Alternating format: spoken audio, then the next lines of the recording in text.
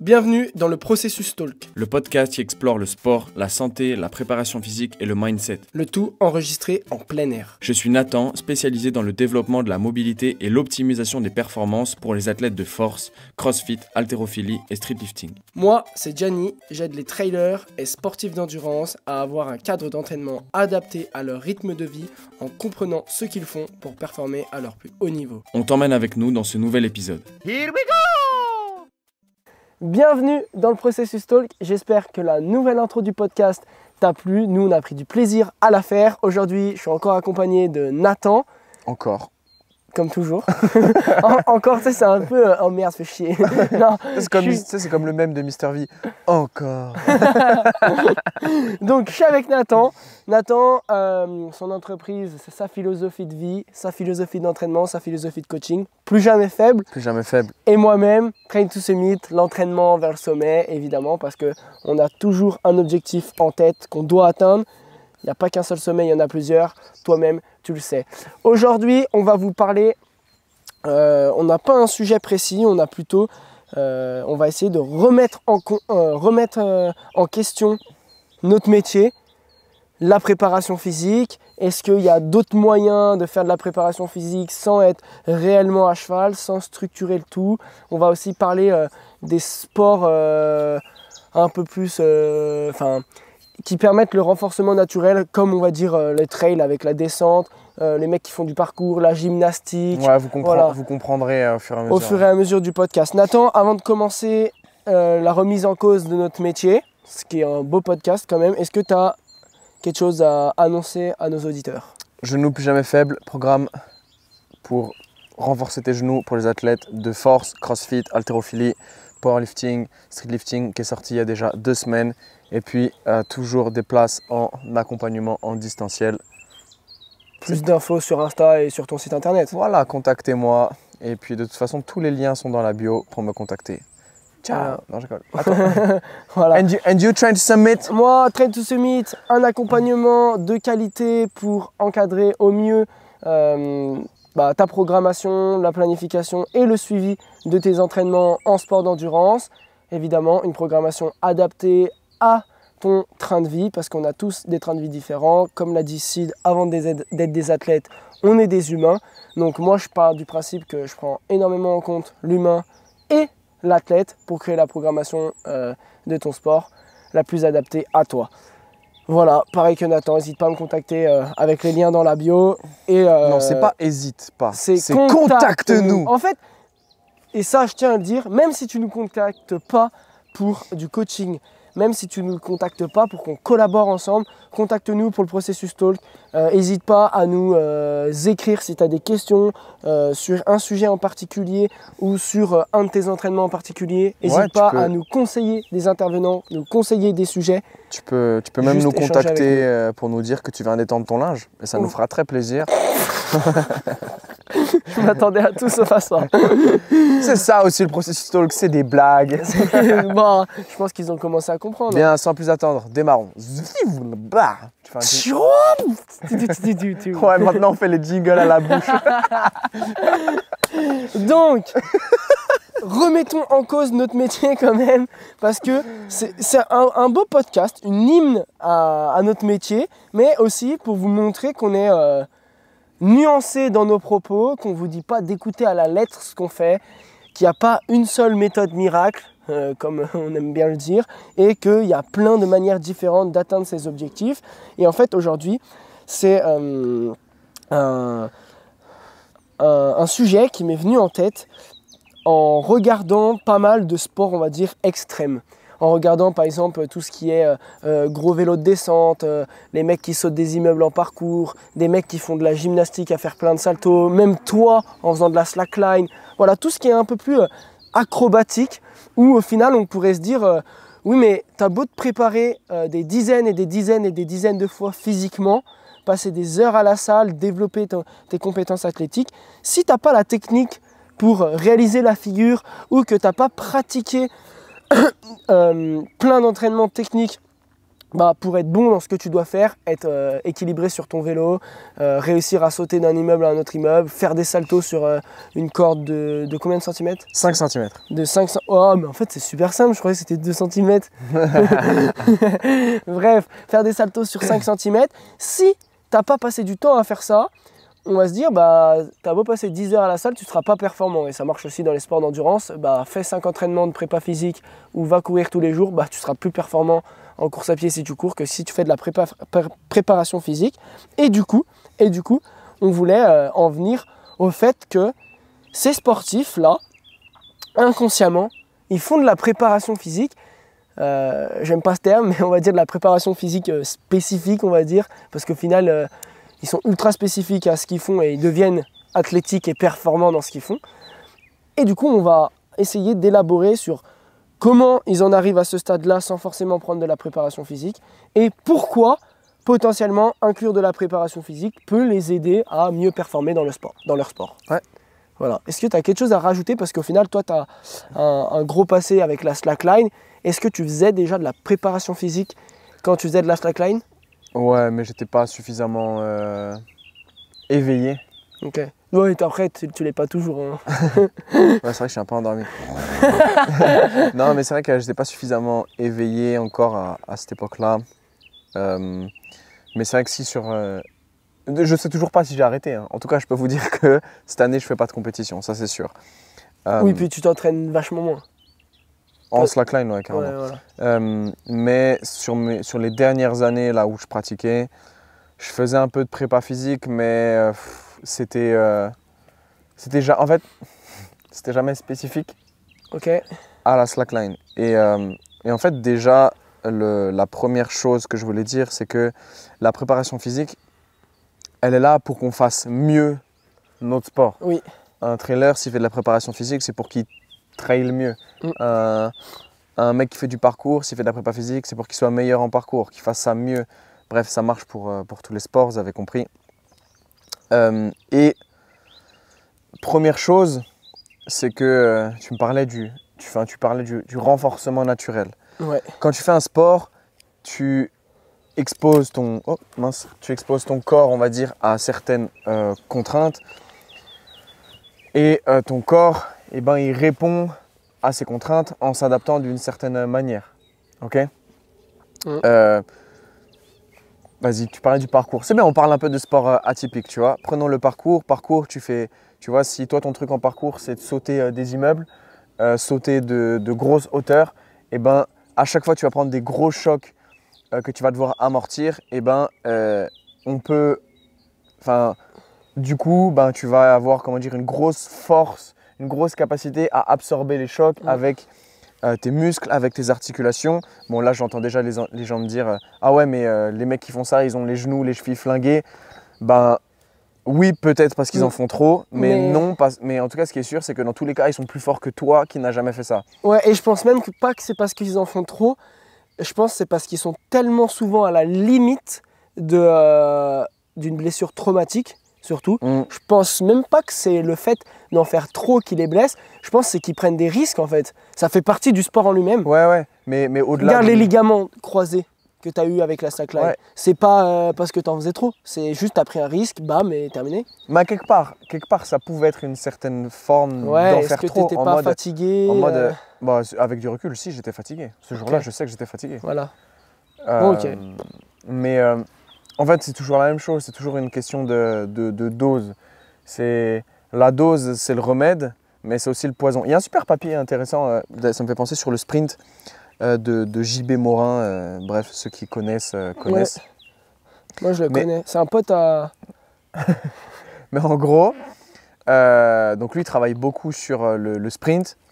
Et en sprint, donc en 100 mètres, c'est quoi la blessure la plus fréquente? C'est les blessures aux ischios, les déchirures, les trucs comme ça. C'est marrant parce que ce qui blesse aux ischios, c'est aussi le remède pour moins se blesser aux ischios. Fin du podcast. Non mais c'est vrai. Et donc en réalité, si tu veux arrêter de te blesser aux ischios en sprint, fais du sprint. Fais du sprint. Mais du coup, fais du sprint intelligemment. Mieux, fais du sprint intelligemment et potentialise ça avec de la préparation physique. Et donc, il y a toujours ce renforcement, du coup, on va dire, qui se fait spécifiquement à l'activité, okay, comme on l'a donné avec du coup, l'exemple du sprint, avec l'exemple du parcours. Et en prépa physique, moi, ma philosophie, c'est plutôt de bosser loin en fait, de la spécificité de l'activité. À l'opposé. Parce que tu as fait un post il y a 2 jours. Voilà. Parce que, en fait, tu vois, comment dire, le gars, il fait du parcours et il a l'habitude de prendre des chocs. Il en prend tout le temps, dans tous ses entraînements. Tu vas pas aller lui faire encore des sauts et des trucs comme ça dans des drop jump. Dans sa séance de prépa physique. Drop jump, c'est juste, tu es sur une box et tu viens descendre de ta box et amortir le choc. Exactement ce qu'il fait tout le temps. Voilà, ce qu'il fait tout le temps. Donc tu vas pas mimer ça en fait. Tu vas aller travailler autre chose différemment. Peut-être que tu vas lui faire du squat lourd. Et là tu vas me dire ouais mais à quoi ça sert, il n'a pas besoin de ça et tout. En fait, il faut aussi te dire que si tu travailles toujours le même étage de la pyramide, tu seras moins bon que si tu vas consolider les bases et tout ce qu'il y a autour. Et du coup, tu seras meilleur là où tu as besoin d'être bon. C'est un peu compliqué ce que je viens de dire. Si, c'est compréhensible. C'est compréhensible. Dans la dernière phrase est compréhensible. Mais en gros… c'est consolider aussi tout ce qu'il y a autour de ce dont tu as besoin.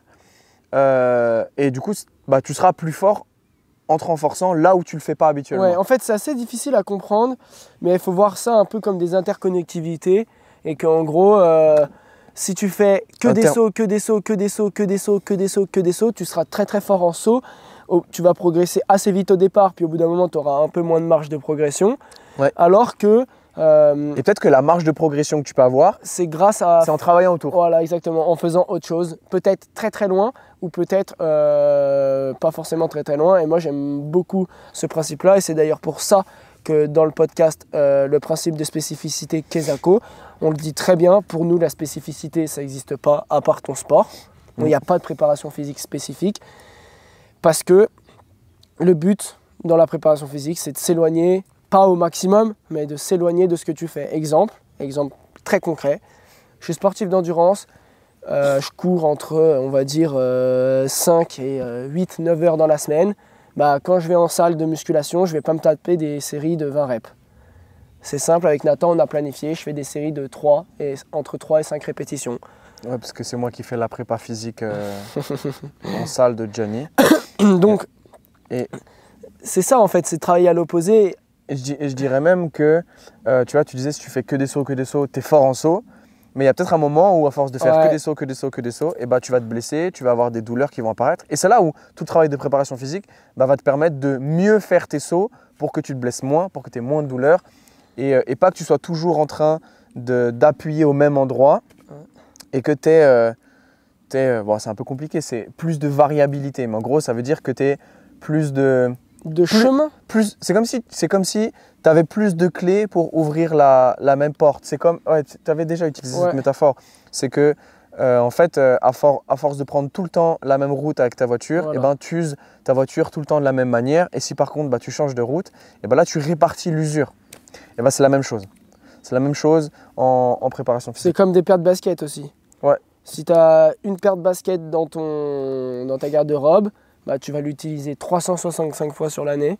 Si tu en as 31 de paires de baskets, tu vas les utiliser 12 fois. Ouais, si tu utilises tes chaussures de trail pour courir sur le béton, il y a un moment où elles vont s'user. Mais pour autant, tu as besoin de ces chaussures de trail pour faire du trail. Voilà. Tu vois, donc c'est là où, du coup, on remet en question la préparation physique.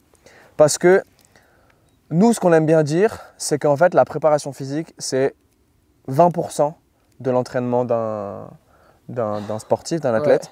Et les 80% restants, c'est en fait le sport. Mais en fait, ces 20% pour moi, ils sont nécessaires. Mais pour moi, c'est ces 20% qui vont décupler les 80% restants. Ouais. En gros, les 80%, si c'est 100, si tu fais bien les 20%, ça va devenir 120 les 80%. Tu vois ce que je veux dire? Et la masse globale va être plus importante. Et là, c'est intéressant et il faut qu'on remette les choses dans le contexte pour que les gens comprennent bien où on va aller.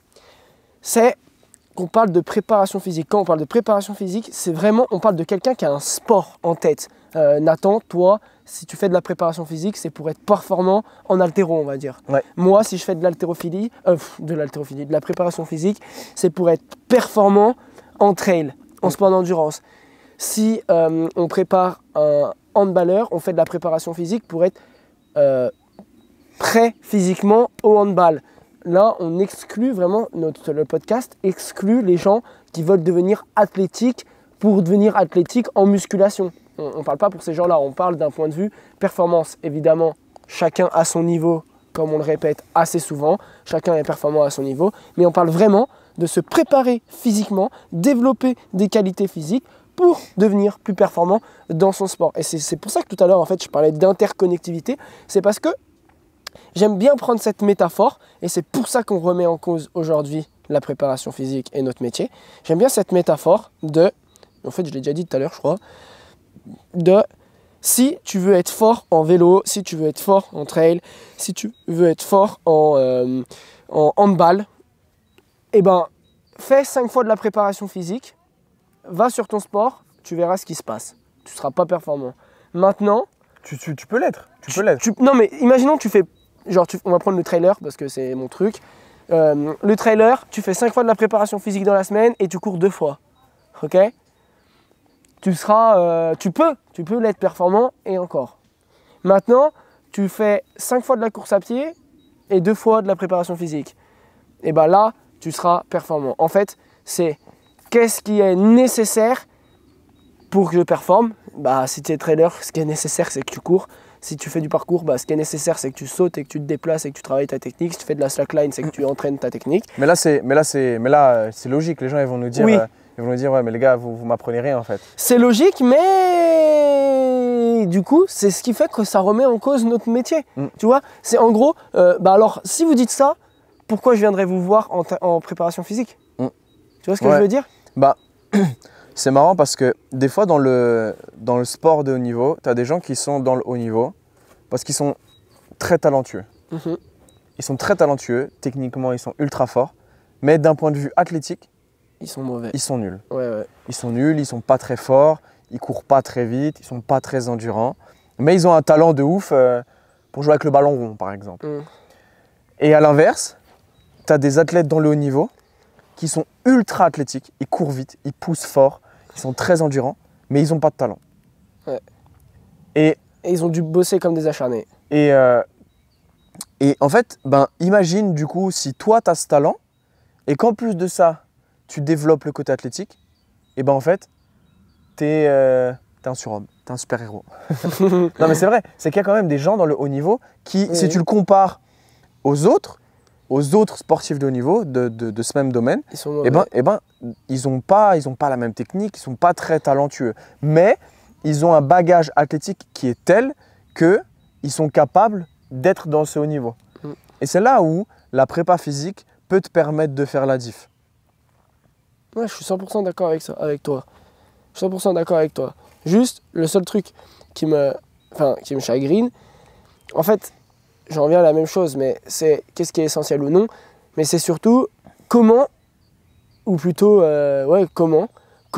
les trailers, comment les mecs qui font du parcours, comment les mecs qui font du DH, comment les mecs qui font de la slackline deviennent athlétiques sans forcément faire de la préparation physique, tu vois. Tu vas me dire tout est question d'adaptation, certes, mais il y a aussi le temps, la manière dont ils l'ont fait, peut-être qu'ils ont fait des erreurs, peut-être qu'ils ne l'ont pas fait. Comment ils deviennent athlétiques? Ouais, en gros c'est-à-dire un mec qui fait de l'escalade, il fait que de l'escalade, il n'a jamais fait de préparation physique. Il n'a jamais travaillé son articulaire, il n'a jamais développé sa force maximale de manière spécifique. Ni sa vitesse.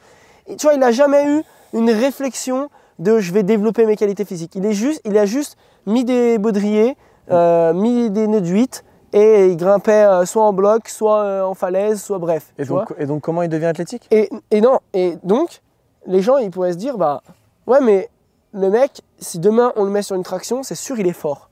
Ouais. Mais c'est sûr il est fort. Ouais, c'est sûr, et il tabasse tout le monde, même les mecs. Mais parce que son mouvement, c'est Ouais, mais faire des tractions. au-delà de ça, il tabasse tout le monde, même les mecs qui font de la muscu, qui font des tractions 5 fois dans la semaine. Mhm. Ok, parce qu'au final, bah, lui, il fait un peu des tractions sans vouloir faire des tractions, Ouais. en faisant de l'escalade.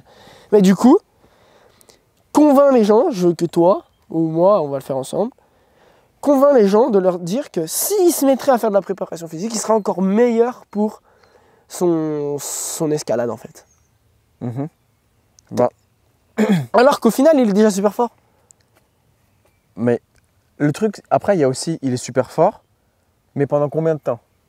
Ah, voilà. Parce que déjà, Ça, c'est intéressant. il y a la question d'être performant là, maintenant, tout de suite, mais il y a aussi la question d'être performant longtemps. Et s'il n'y a pas ce côté préparation physique à côté de la pratique, j'ai dit 2 fois à côté, ben, la longévité dans la performance ne sera pas la même. Mm. Parce que, comme on l'a dit, tout ce qu'on va faire en prépa physique va nous permettre d'emprunter d'autres chemins avec notre voiture et d'user différemment la voiture. Ouais.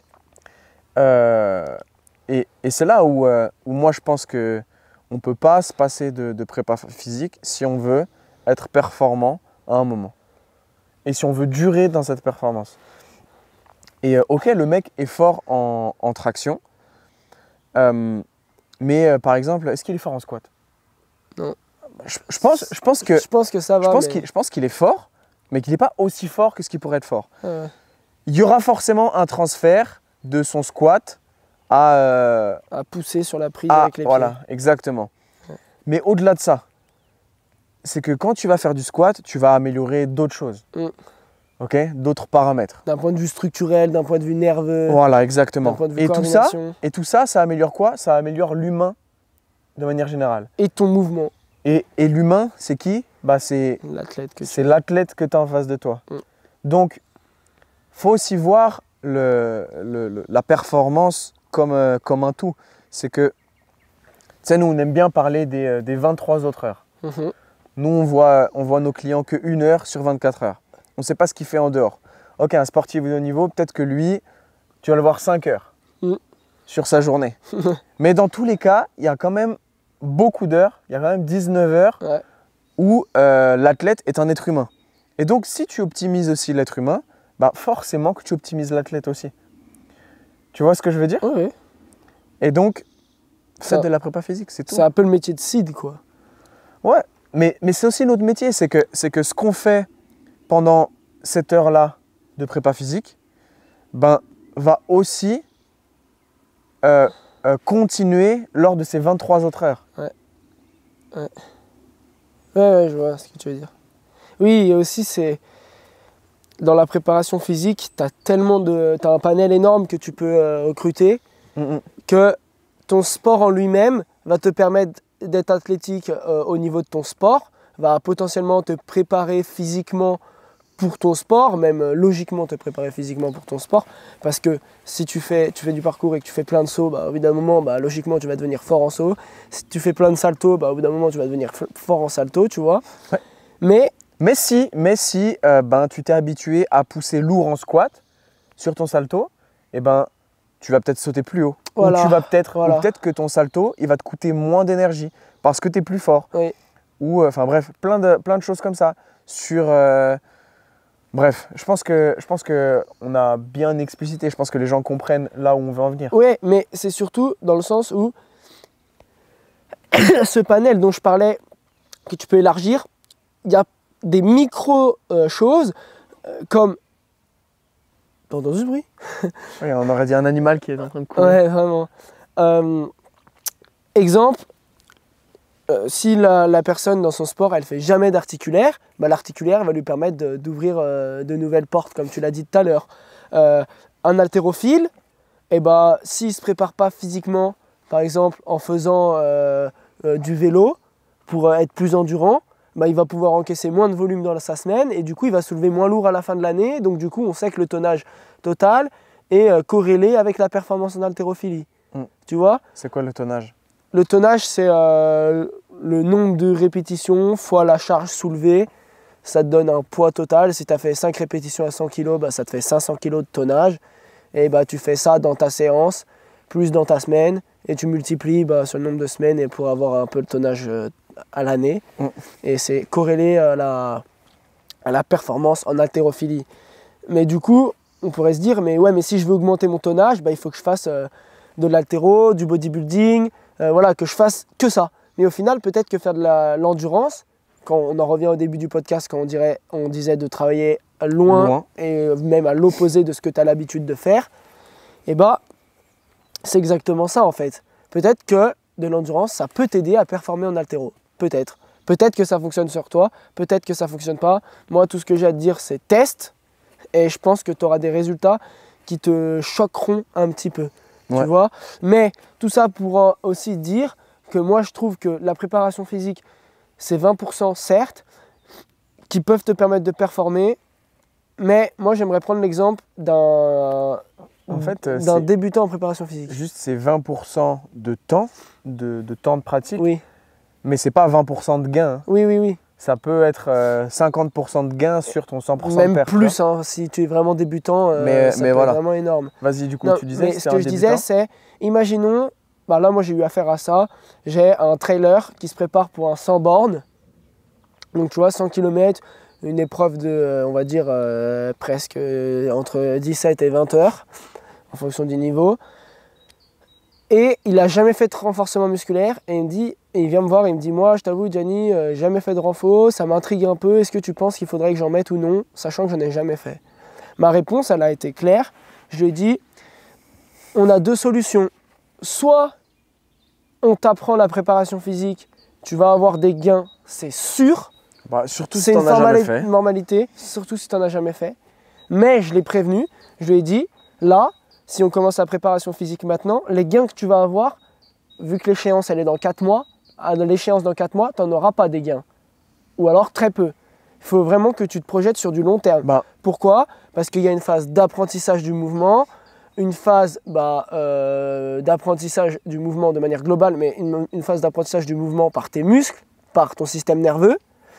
Une phase où tu vas devoir aussi être en sécurité pour apprendre les bonnes choses.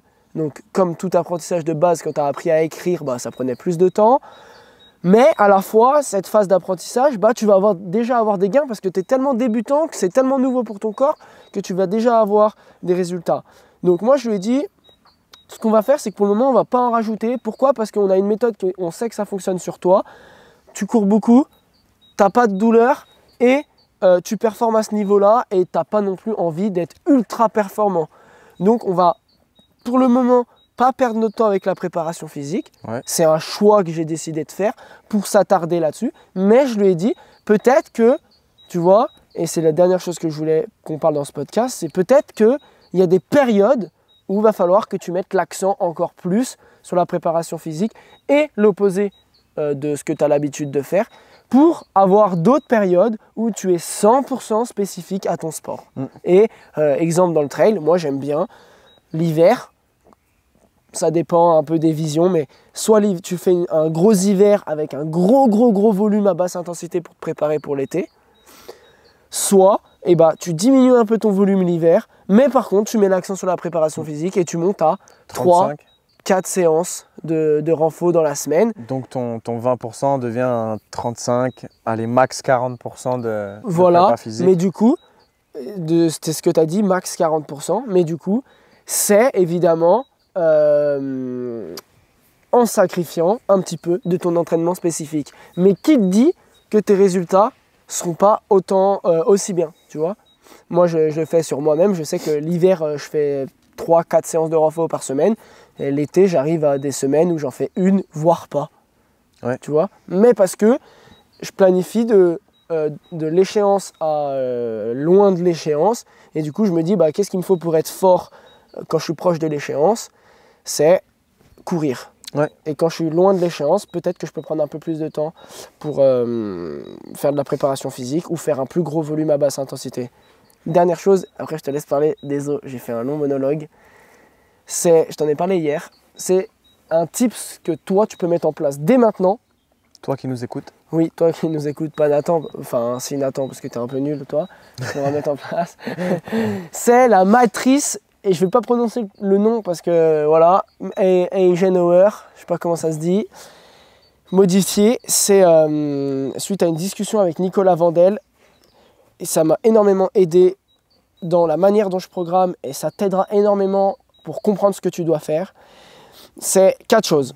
Il faut que tu vois 2 axes, un axe longitudinal et un axe vertical. Tout en haut, tu as ce qui est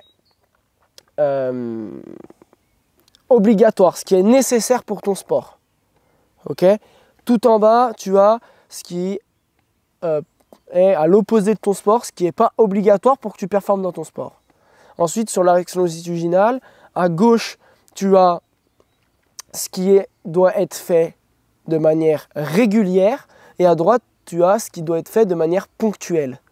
Ce qui te donne, on va dire, 4 cases. La première case qui est en haut à gauche, c'est ce qui doit être fait de manière régulière et qui est important pour ton sport. Exemple, tu fais du trail, tu dois courir régulièrement sur des chemins accidentés. Ouais. Okay.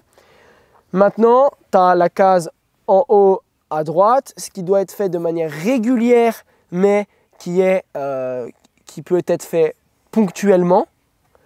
C'est courir. On va prendre l'exemple de quelqu'un qui se prépare à un ultra trail. Courir, toujours sur des chemins, mais à très haute intensité. Ça doit être fait ponctuellement, mais c'est quand même important pour ton sport. Ouais. Okay. En bas à gauche, tu as ce qui doit être fait de manière régulière, mais qui est peu important pour ton sport. On en revient à l'exemple du trail.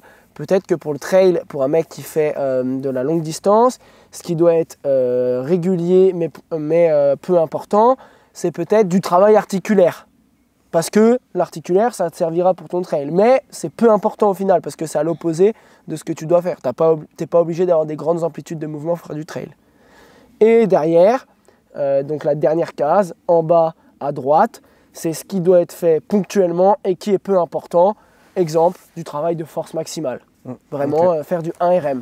Donc voilà, ça maintenant, cette matrice, tu as un template, tu peux la reprendre pour ton sport. Et je pense que ça peut énormément t'aider pour comprendre un peu là où tu dois aller au fil de ta saison. Mais est-ce que tu utilises ça ou pas toi? Non. Non. Non, j'avais jamais pensé. Je l'utilise, mais de manière inconsciente. Inconsciente, ouais, voilà. Mais après, il faut pas que. Je pense que cette matrice doit être utilisée en fonction du temps. Du temps. En fonction du temps. Mais du temps disponible ou du moment?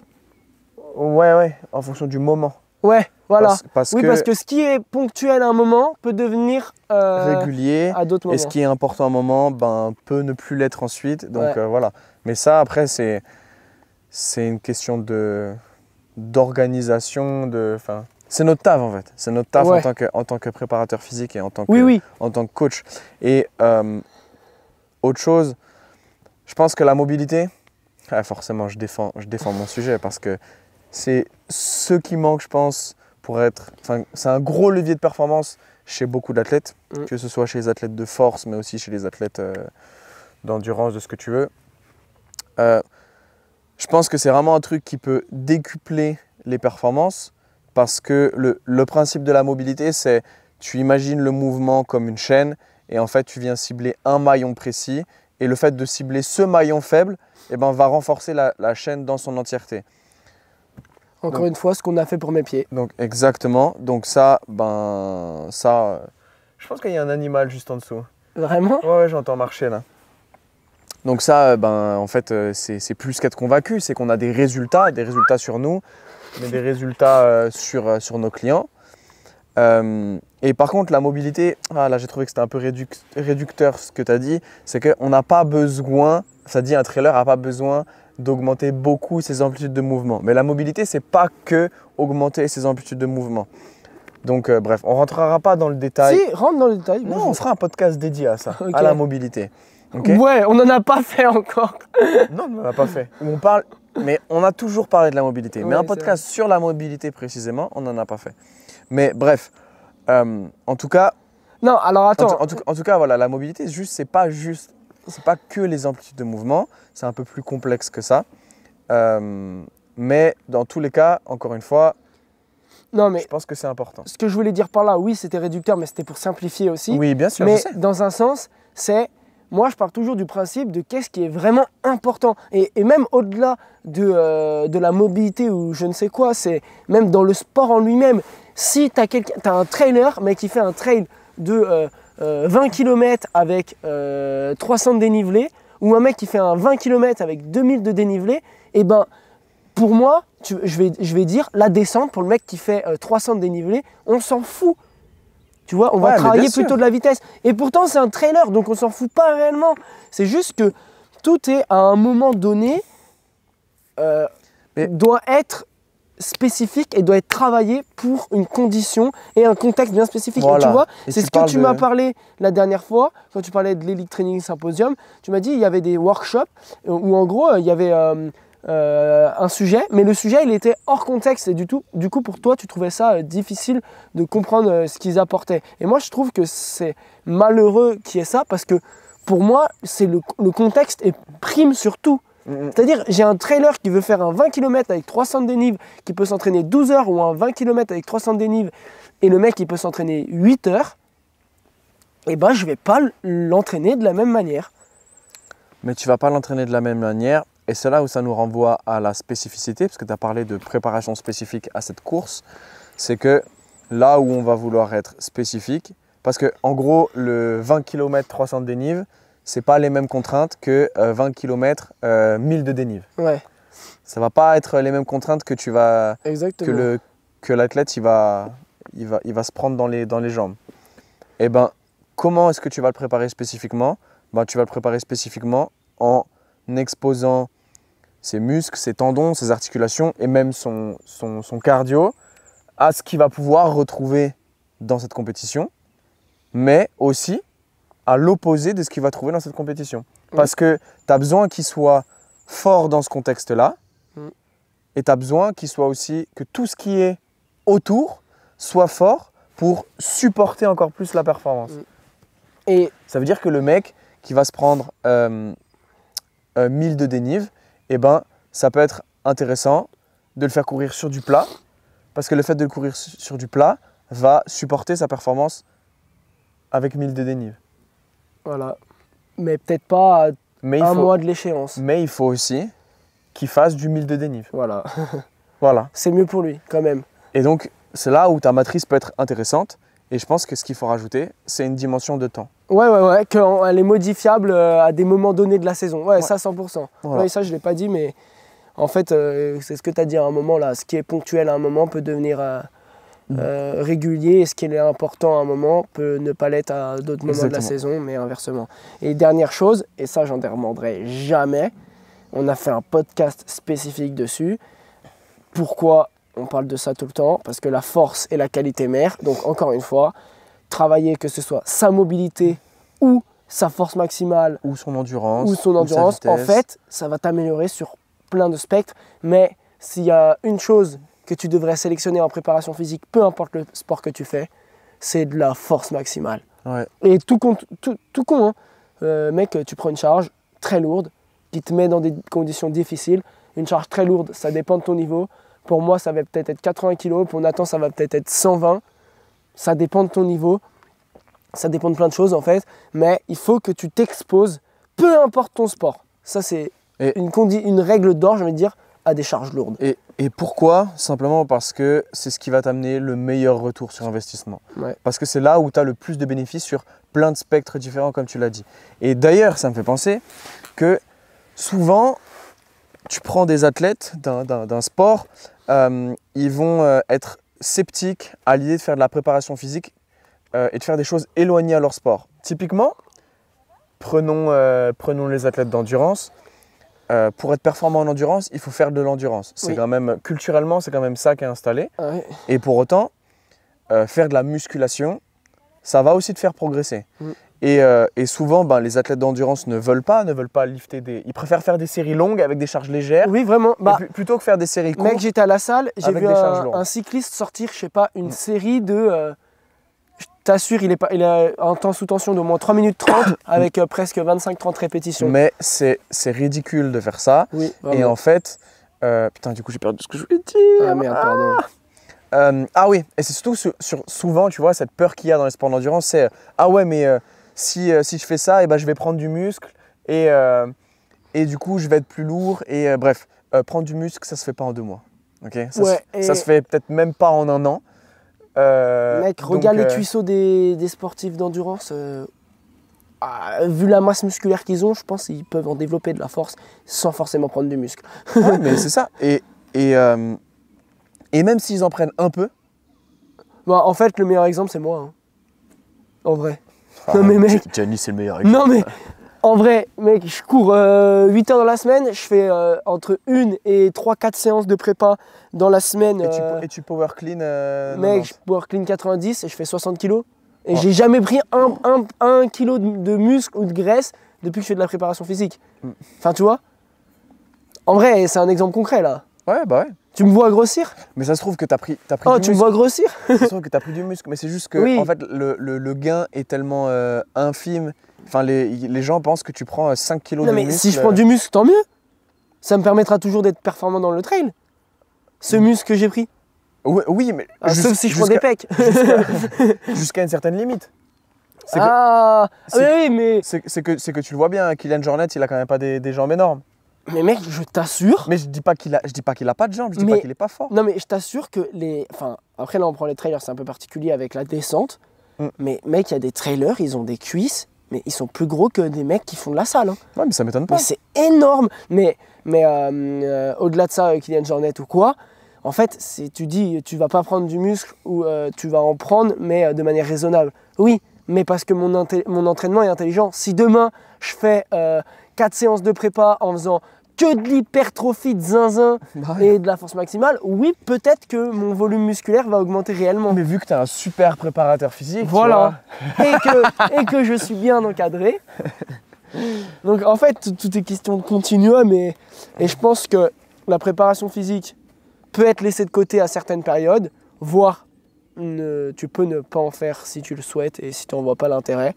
Mais je pense qu'avant de dire que j'en vois pas l'intérêt et qu'il n'y a aucun intérêt pour toi et ton sport, fais-le pendant 1 an, fais-le pendant 2 ans, vois les résultats que tu as. Si tu sens que tu n'as pas progressé grâce à la préparation physique, bah, laisse-la de côté. Mais après, sinon... ça se trouve que tu n'as pas progressé là où tu voulais progresser. Ouais. Oui. Tu vois, des oui, fois, oui. Tu vois, prenons la mobilité, des fois tu fais de la mobilité pour gagner en amplitude. Ah, j'ai pas gagné en amplitude. Ouais, mais tu as peut-être gagné autre chose qui n'est pas visible là parce que tu n'as pas les outils ou le recul pour le voir. Ça, c'est bien, se satisfaire des petites victoires. Parce que là, tu vois, typiquement, je suis un programme pour ma mobilité de cheville et de pied. J'ai pas gagné autant que ce que j'aimerais pour le moment en 6 semaines en termes de mobilité de cheville. Par contre, ben, c'est sûr que j'ai gagné en force. Au niveau des pieds et de la cheville. Au niveau des pieds et au niveau de la cheville, c'est sûr. Ouais. C'est sûr. Mais je le vois pas. Ouais. Parce que j'ai pas fait avec un capteur de force, j'ai pas testé ma force avant et après. Ouais. J'ai pas le matériel pour. Mais c'est sûr que j'ai progressé en force. Bah moi par contre, sur ce qu'on a fait au niveau des pieds, moi je ressens la progression. Bah, tant mieux. Par exemple, non mais après c'est pareil, je ressens pas la progression de la force en elle-même, même si c'est sûr que j'ai pris de la force, je ressens ma réactivité au sol. Je suis beaucoup plus réactif au sol. Tu vois. Tant mieux. Mais au final, ça, c'est grâce à la préparation physique et pas parce que j'ai martyrisé mon entraînement en trail. Ouais. Tu vois ce que je veux dire? Et c'est toujours un 20% de prépa physique. Toujours. C'est 20% de prépa physique qui te font gagner peut-être 50% sur ta perte. Et aussi, et au-delà de la préparation physique, c'est qu'à chaque fois que je fais aux toilettes, je sors 60 sauts je fais 60 sauts pliométriques. Ah ça, je pense que ça améliore la réactivité au sol. Préparation physique à la maison. Mais tu sais que ça, c'est de la bigorexie. Hein. Ah oui, vraiment. Épisode 2. Non. Si. 3. 3 ? Bah, peut-être. 3. Il me semble que c'est 3. 3. Ok. Bien. Nous avons fait le tour ? Ouais. Mais on peut faire une petite conclusion quand même. Bah vas-y, fais ta petite conclusion. Pour moi, la conclusion, c'est utilise la matrice, ça va énormément te servir. Très bonne réflexion, ça va énormément te servir. Très bonne réflexion de Nathan. C'est une matrice qui est à un instant T et qui doit être modifiable. Dans le temps. Dans le temps. Ouais. Voilà, ça c'est réel. fais ton sport pour être spécifique dans ton sport. Ça me fait mal de le dire, mais tu n'es pas obligé de faire de la préparation physique. Et je parle plus particulièrement pour les sportifs d'endurance. Si tu fais un sport vraiment athlétique, je pense, fais plutôt de la préparation physique, ce sera bénéfique pour toi.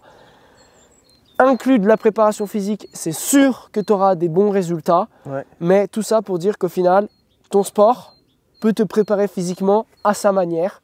Donc, ne crache pas sur la préparation physique, ne crache pas sur ton sport. Je pense que le meilleur à retenir, c'est 80-20, mais ces 20% de préparation physique peuvent être Et pour allier incroyables dans ton les deux, sport. allier les deux, t'as tes deux coachs préférés. Bah, en fait, ouais, c'est ça. Hein. Eh bien, je terminerai juste quand même avec une petite remarque, c'est que tu vois par exemple, prenons le powerlifting. Powerlifting, sport de salle par excellence. Eh ben, ça me dérange quand j'entends dire des gens,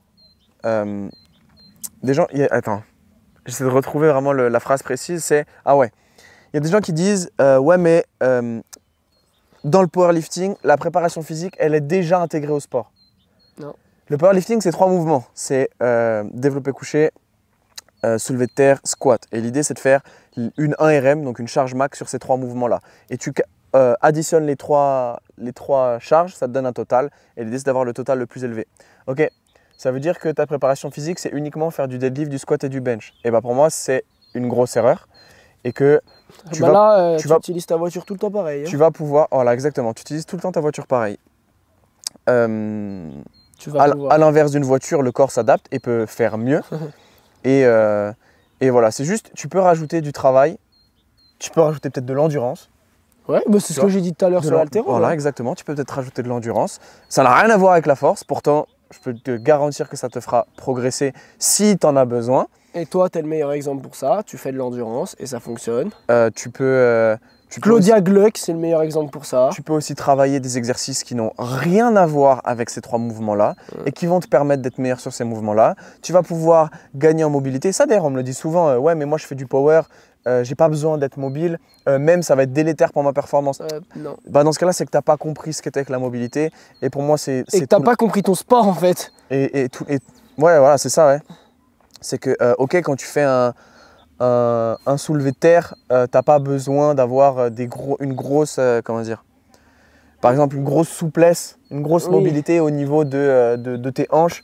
Ok, mais si par contre tu améliores cette mobilité, et mobilité, on vous en parlera dans un podcast prochainement, où vous comprendrez vraiment ce que c'est que la mobilité. Et bah si tu comprends vraiment ce qu'est la mobilité, tu comprendras que même si tu améliores la mobilité de tes hanches, et ben il va y avoir un transfert sur ton soulevé de terre par exemple. Bref, voilà, c'était la petite aparté. Je pense qu'on a bien balayé le sujet et que nous pouvons clôturer ce podcast. Merci encore une fois de nous avoir écoutés. Franchement, je ne sais pas si ça vous a plu comme sujet de remettre en cause la préparation physique. Au final, on a remis en cause notre métier. C'est pas facile à faire quand même. Et tout ça en vous donnant des tips dans votre sport et en préparation physique. Donc moi, je trouve qu'il est plutôt pas mal celui-là. N'hésitez pas à partager le podcast sur toutes les plateformes, Insta, YouTube, bref. Partage le podcast à des personnes à qui ça pourrait plaire, les différents sujets qu'on traite. Lâche 5 étoiles sur Spotify, ça fait toujours plaisir. Un petit com. Voilà, un commentaire. Réponds aux questions sur Spotify et au sondage qu'on te met en dessous. Et puis merci à toi de nous écouter de manière régulière. Si tu es un nouvel auditeur, merci à toi de nous avoir découvert. On espère que le podcast t'aura plu. N'hésitez pas à nous contacter sur les différentes plateformes, Insta, YouTube, bref, vous avez tous les liens en description. Merci et comme à notre habitude, ciao! Merci de nous avoir suivis dans cet épisode. On prend énormément de plaisir à partager toutes ces étapes de notre processus avec toi. Partage cet épisode si tu as appris quelque chose et laisse-nous un commentaire et un 5 étoiles sur toutes les plateformes. À la semaine prochaine!